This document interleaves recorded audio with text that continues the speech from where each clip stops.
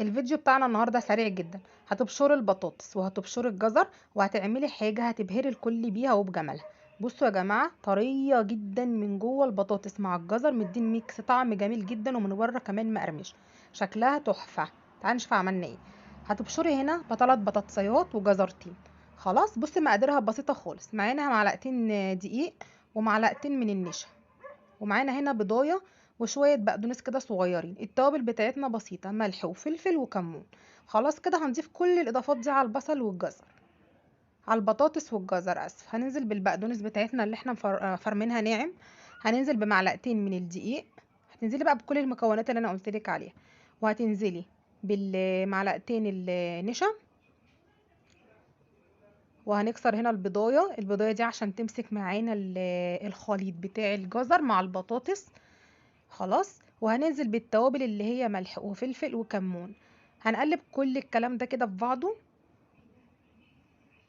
خلاص، احنا هنا قلبناهم كويس بايدك بقى، مش بحاجة تاني.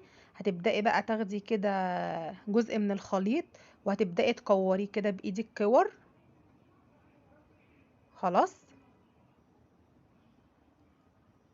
خلصي بقى كده كل الكمية بالطريقة اللي انت شايفاها دي.